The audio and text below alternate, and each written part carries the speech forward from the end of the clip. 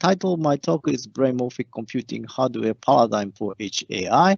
Actually, this title includes three ingredients. First one is Brainmorphic Computing. The second one is Brainmorphic Hardware. And the third one is Edge AI here. So although I have enough time to go through those three topics, I'd like to I try to give you some concepts of those three. So I put the paradigm in here in the title. Before that, I should say that the first one, brainmorphic computing, brainmorphic hardware, cannot are actually inseparable. So why those are inseparable, I will show you later. And those two are closely related to the brain science, and edge hardware is one example of this application of this paradigm.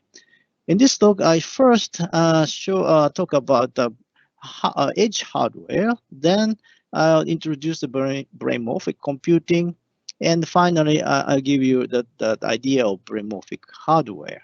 Okay, let's move on to the first one, which is the edge hardware.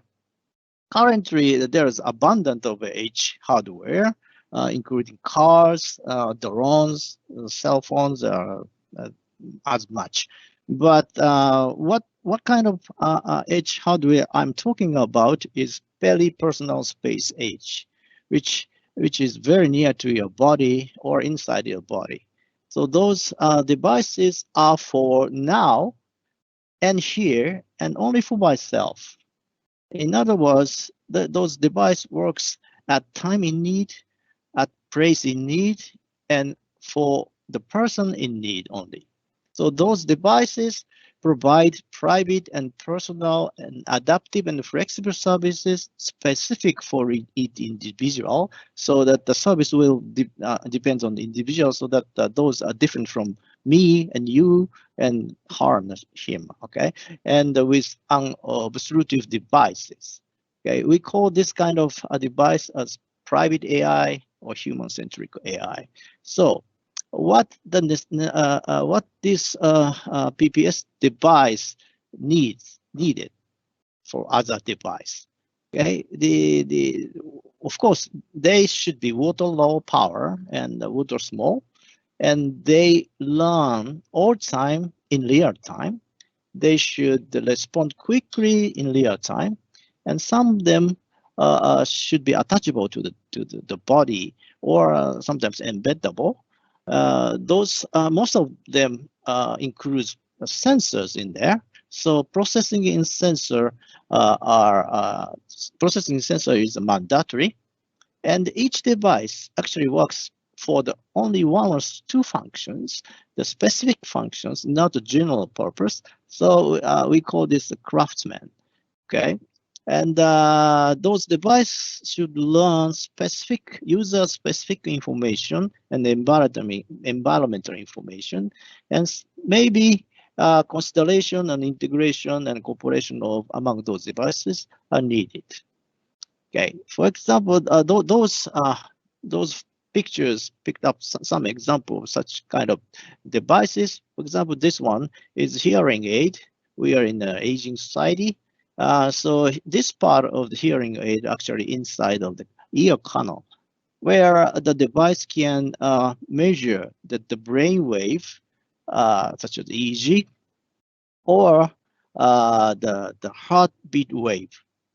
But those waves are not actually very distorted, and the waveforms are very dependent on the individual. So each device should learn such the private waveforms. And for example, if the anomaly is detected, then this device can whisper that you should rest for a while.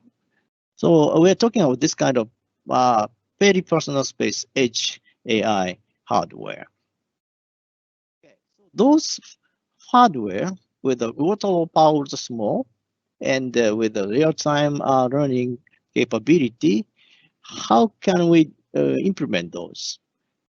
with the current digital technology only, it will be very difficult. So the brain type computing is coming in, because we know that the brain is highly efficient and, of course, high performance.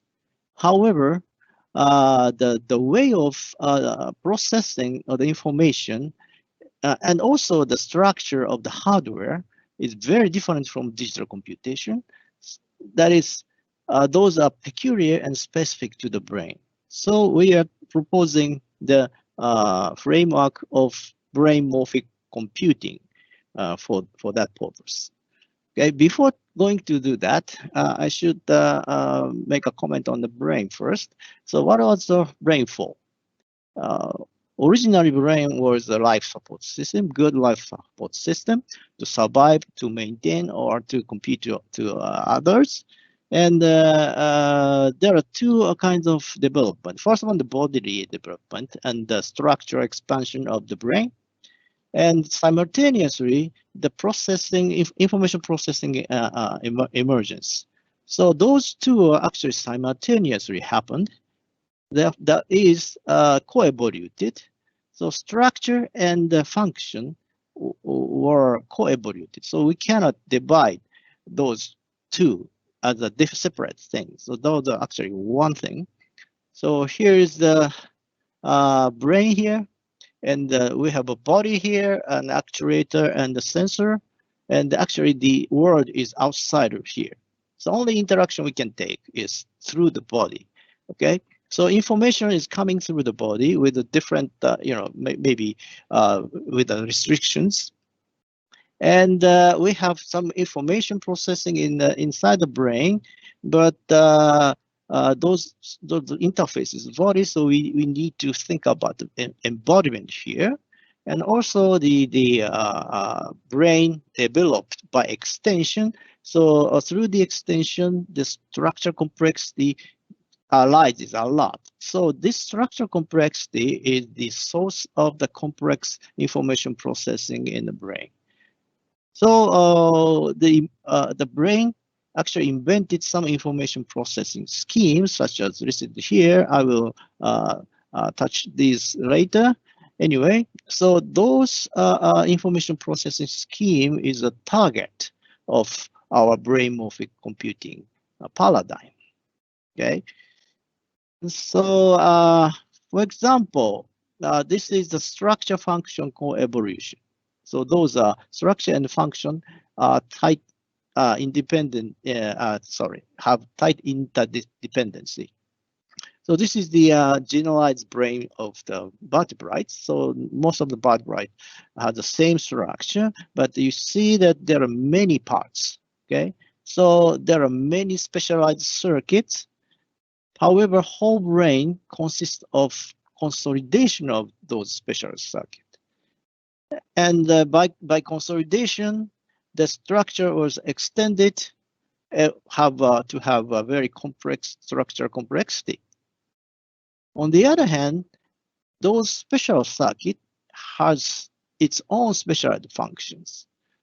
So each part special functions, but as a whole brain, those special functions integrated. It's not a summation, that integration. That means the new function arises, emerged from the integration of those specialized functions. So this is from the function point.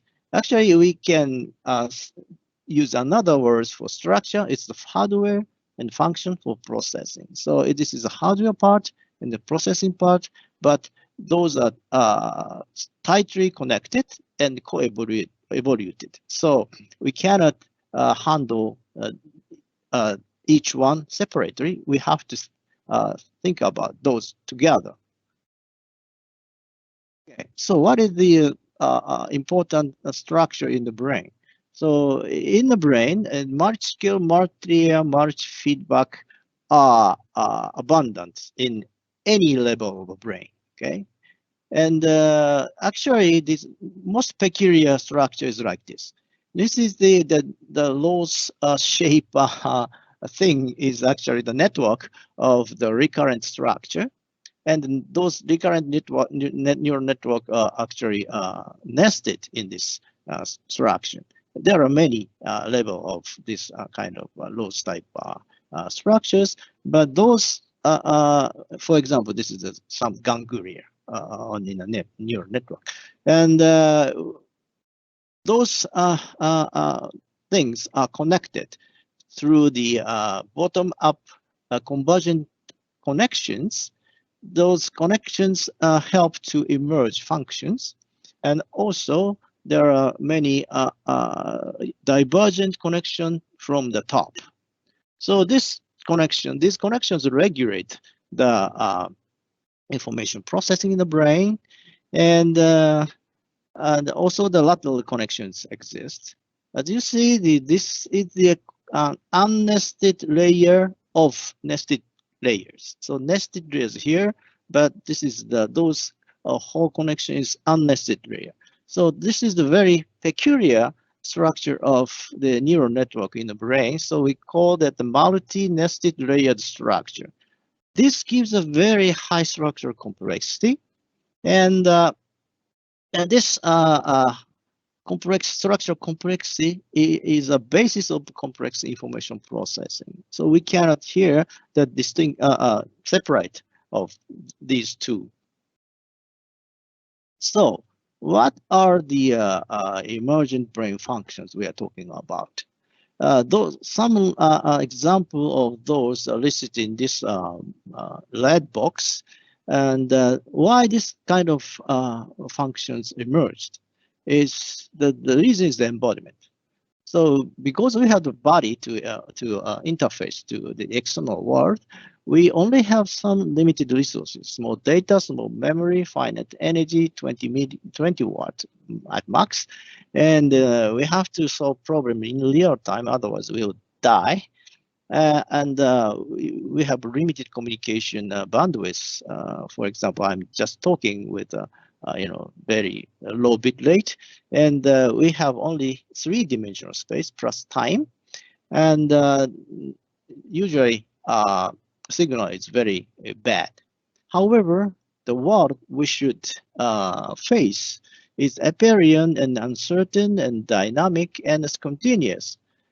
So to solve this kind of real world problem with this limited resources, the brain actually evolutionarily invented those kind of very special kind of functions or processing scheme. In contrast, digital computers, current digital computers can assume some huge resources such as big data or something like that. So because of that, those two takes different strategies to solve the problem in a processing scheme, also in hardware. So, for example, the one of the silent feature of the brain is selective attention by discarding the information. However, in the digital computing, maybe they takes homogeneous processing, but picking up information by those taking they are saying the same word but by selection or attention. Okay, and also the one is the digital computer uses algorithm, but the brain uses the process.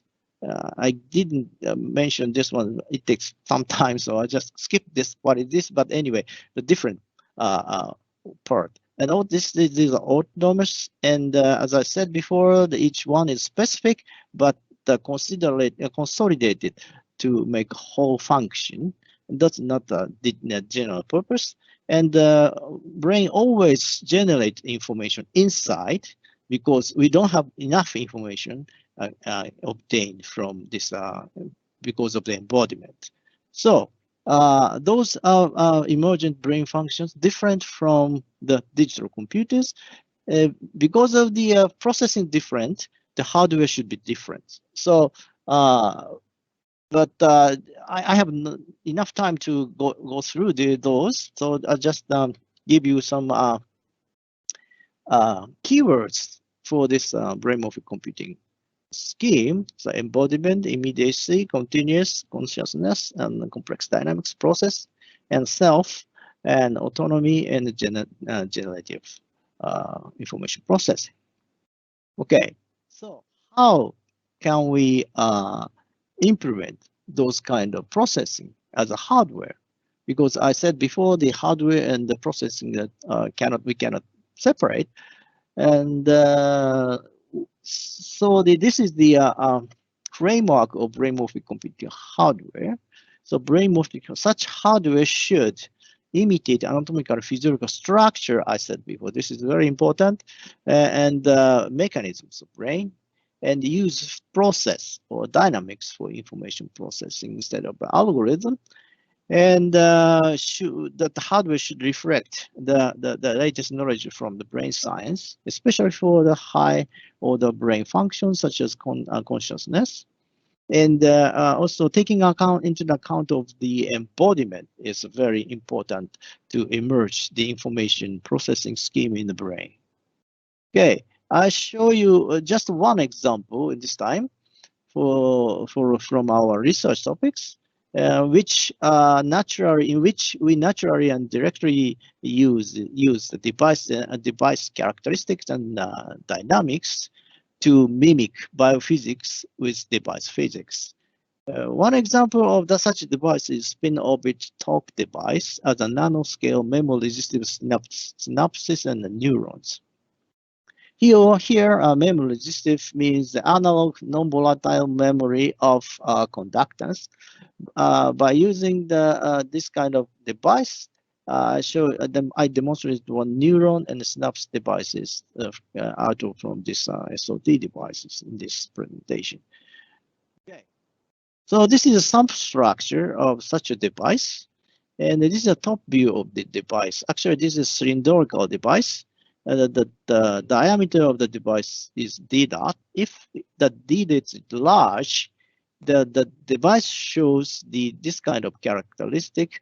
That means analog memory. Those plateaus correspond to the memory. So we have many plateaus actually.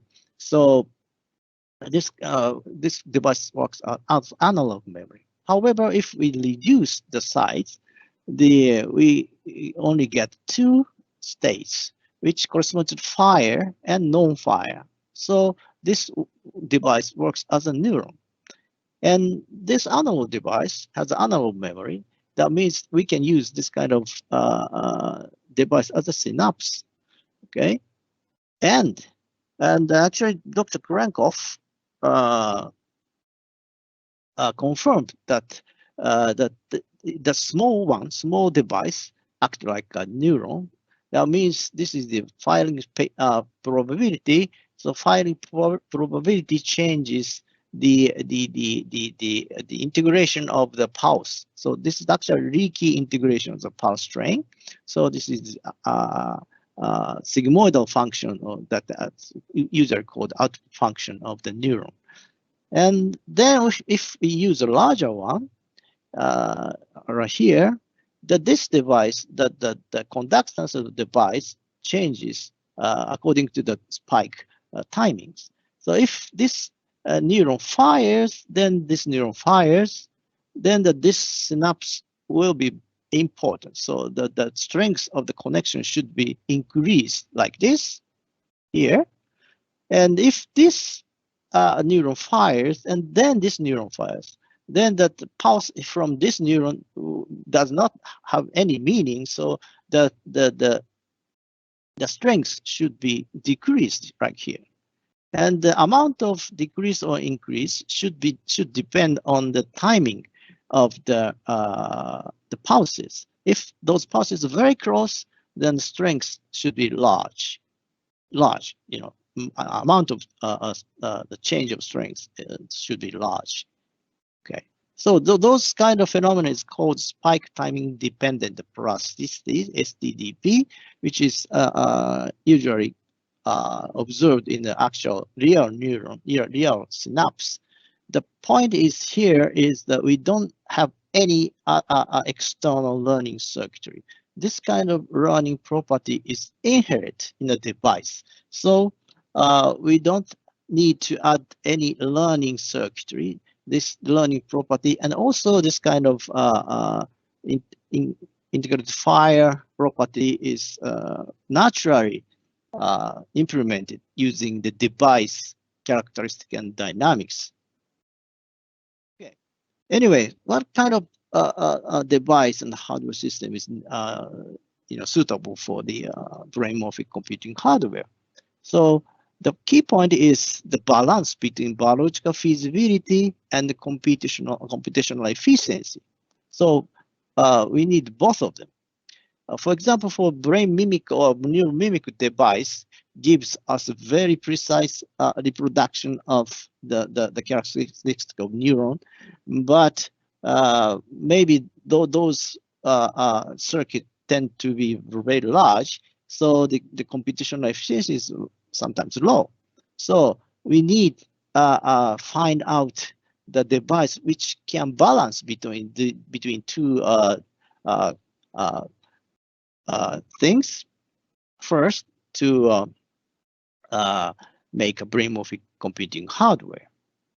Okay, the SOT device is one candidate of such device, I believe. So let me conclude remarks. My talk. I presented some idea for the brainmorphic computing hardware, in which brain scientific approach is necessary, and in that case, we should consider about the embodiment also, and information through process is important. And maybe the nanoscale device and circuit technology will be the key, and so that we call this innovation as device-oriented innovation. However, the design methodology for such complex system does not exist, so we have to come up with this kind of novel design methodology, especially in which we utilize and employ the uncertainty, fluctuation, variation, and noise. So just running out my time, so maybe I just skip this slide. And thank you very much, and let me conclude my talk. Thank you very much.